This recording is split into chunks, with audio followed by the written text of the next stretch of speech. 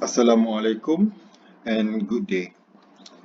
In this video, we are going to discuss about yield or failure criterion. The specific questions would be, how can we determine whether a material has yielded or not? That is the questions we want to answer. But for now, let's just focus on steel or ductile material. For 1D structure like truss, this is straightforward because there is only one stress component, that is the longitudinal normal stress. For example,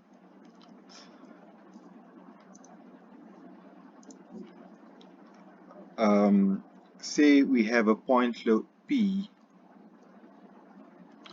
that deforms the element either in compression or in tension.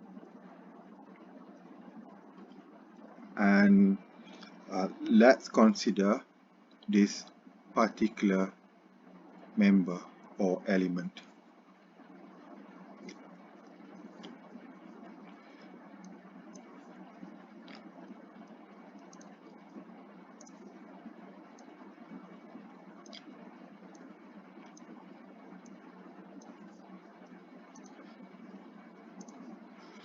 Based on 1D assumption, there is only one component of stress, and we denote this as sigma n.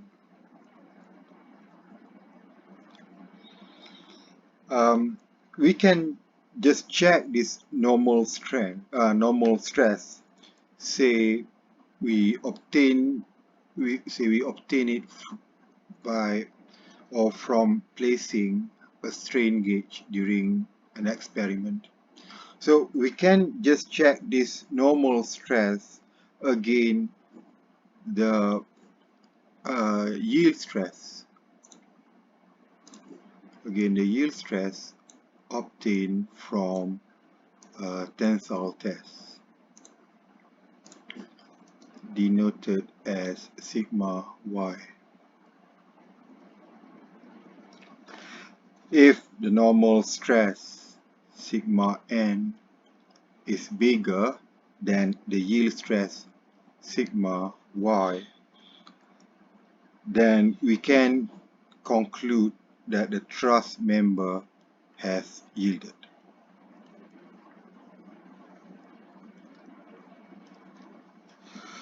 Now, that is for 1D structure.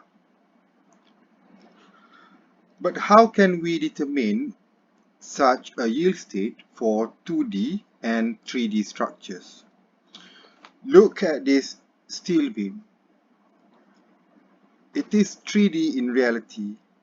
Fortunately, we can analyze it to some satisfactory accuracy as 2D.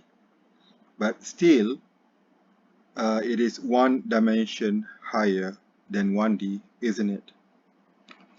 So the question is, can we just take one single stress value, say by placing a strain gauge, a single strain gauge, and check against the yield stress like we did previously. So for example, let's say from this single strain gauge, we obtain the stress to be 200 megapascal. And from the coupon tensile test, we find that the yield stress is about 200 megapascal. So the question is, just by comparing the two values? Can we decide whether the material has yielded or not?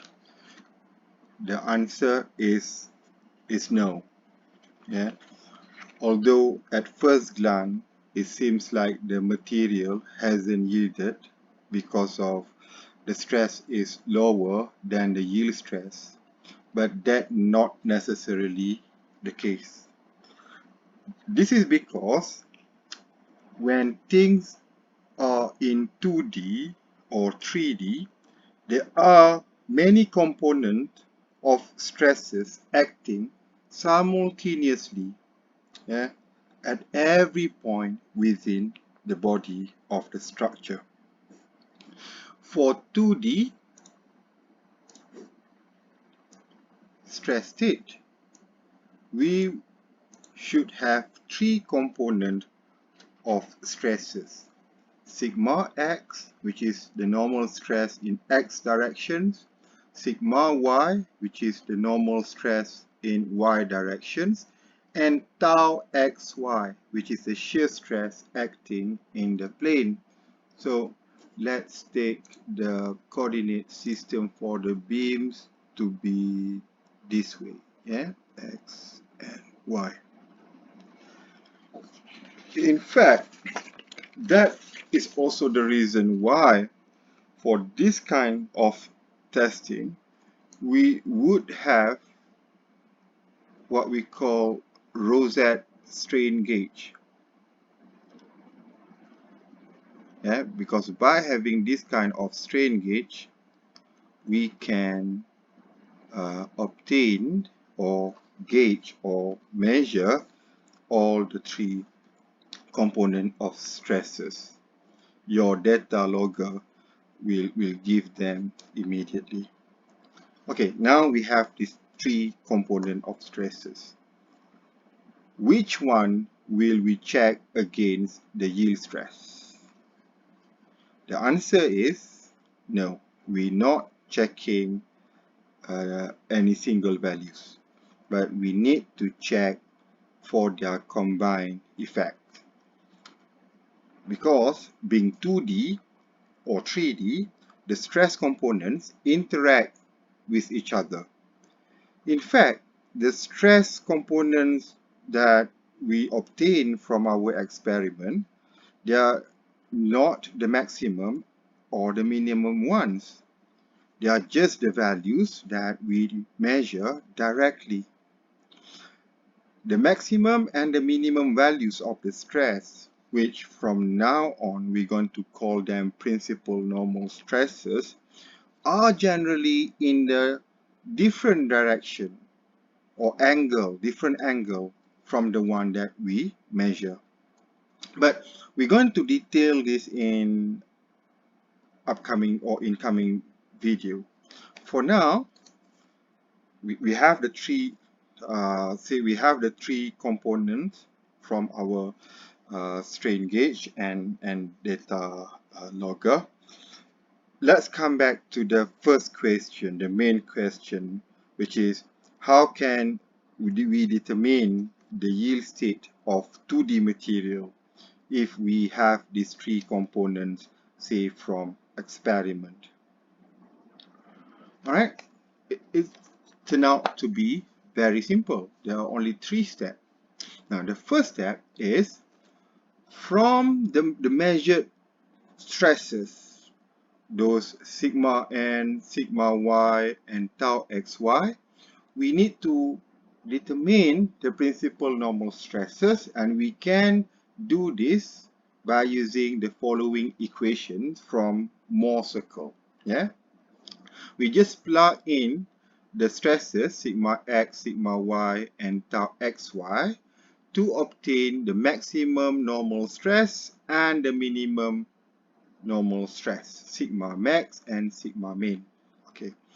For the second step, we insert these principal normal stresses into the von Mises criterion. Now, there are many failure or yield criterion and surfaces, but we're going to talk about that later. But for this discussion, we use von Mises. Yeah.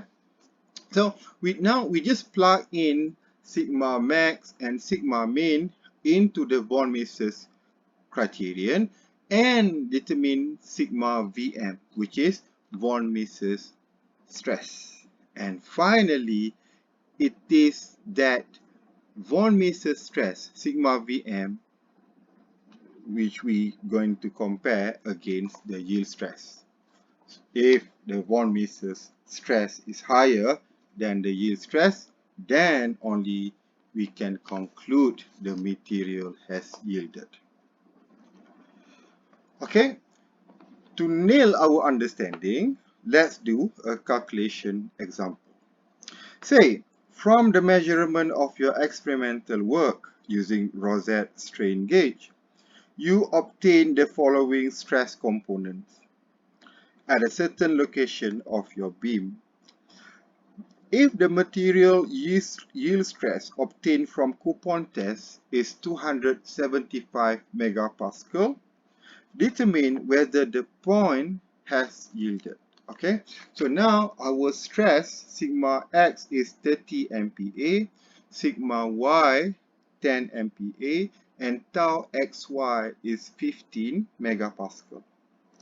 Now, so we go straight to the first step. We plug in all these gauge stresses into the equation of Mohr circles, yeah, so that we can determine or calculate the principal stresses. Now, based on that calculation, our maximum stress is 35. Our minimum principal stress is negative 15. Then we can go to the second step.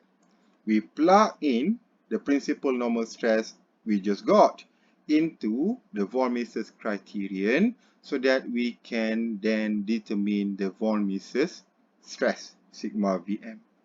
And the third step is to compare sigma Vm against the yield stress sigma y. And for this example, we can see that sigma, the von Mises stress, is much smaller than the yield stress, so we can conclude that the material is still elastic. Simple, isn't it? Now you have learned how to determine the yield state of 2D tactile material. Yeah? Okay, congratulations. However, this is just an introduction. In this introduction, I want to demonstrate to you upfront how easy the implementations of the equations and the procedure. But such easiness should trigger more questions, should not it? Yeah? Now, by now, you should at least have these two questions. One, how will it be for 3D? I mean, in terms of the procedure, in terms of the equations.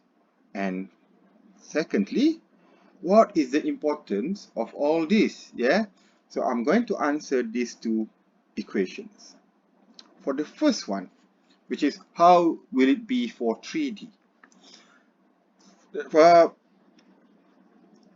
It will be straightforward. Yeah, 3D will be a straightforward extension of 2D if we treat the determination of the principal stresses as eigenvalue problem instead of relying on Mohr circle techniques. So that's the reason why in the upcoming video we're going to discuss about how to determine the principal stresses, principal directions, principal shear stresses, and of course its direction based on as the eigenvalue problems. Yeah.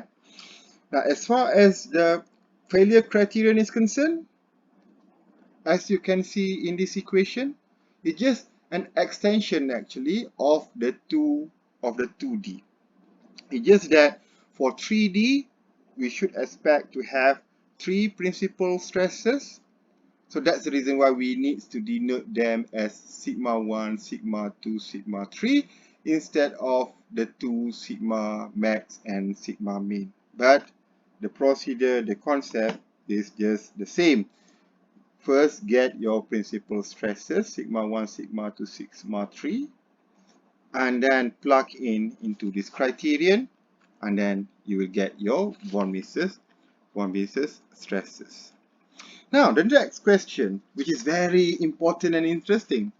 What is the importance of all this? I'm going to answer this from three perspectives. One, from the perspective of an experimentalist. Two, from the perspective of an engineering programmer. And three, from the perspective of FEM package user. Yeah, right. Now,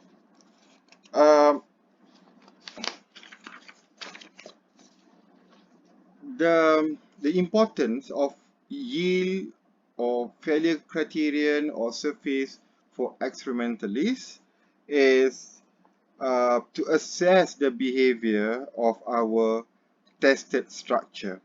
You see, because to assess the behavior, we need to observe the stress development, and from which we can determine, say, the capacity of the structure, because the capacity depends on the final state of stress. Okay, for example, as shown in this figure, is the different region within the cross section where we have region where the material has yielded and region where the material hasn't yielded as far as the shear is concerned. Yeah, as you can see, the hatched region would be the plastic shear stress, and the unhatched, yeah, the clear region is for where the material is still in elastics. Okay, so obviously we need to know when yielding occurs, right? Right. Secondly, the importance of yield failure criterion for engineering programmer. Yeah. Uh, this figure shows a typical finite element mesh, and let's say you are an engineering programmer and developing a nonlinear source code for structural analysis. During the running of the code, your code must be able to identify a situation where, for example, while element 7, 8, 9, represented by the red dots, are still in elastic state, element 10 somehow has yielded. Element 10 is represented by the green dot.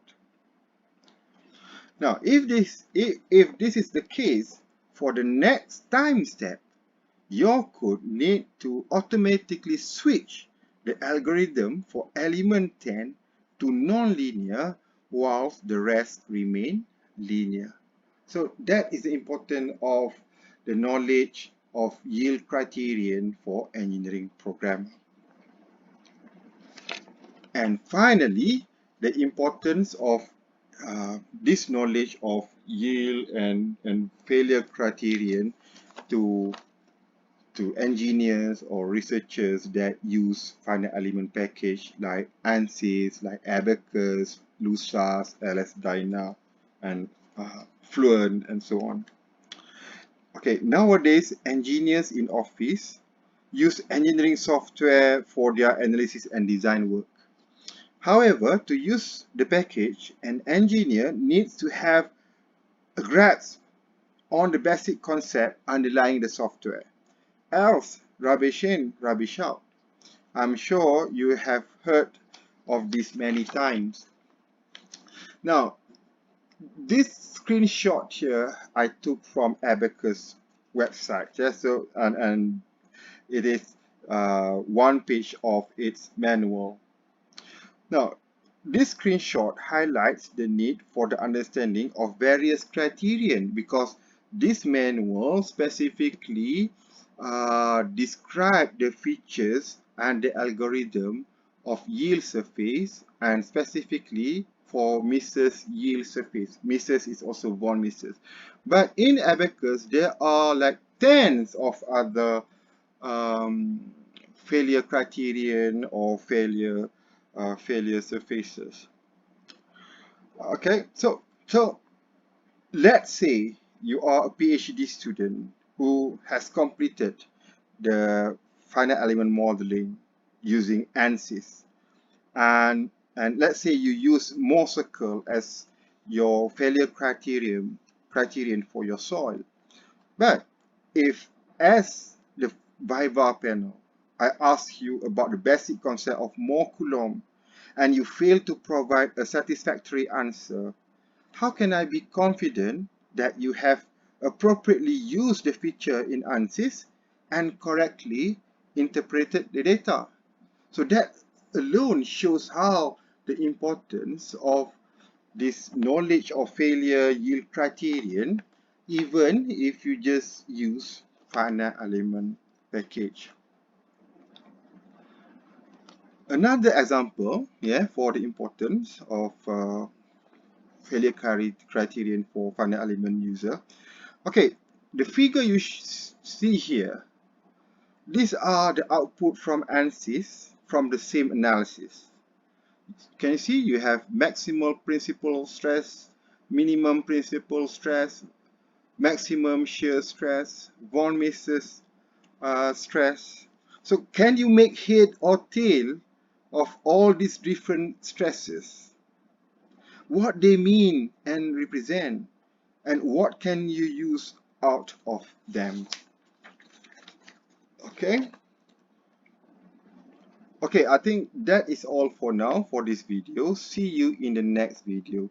Until then, take care and Assalamualaikum.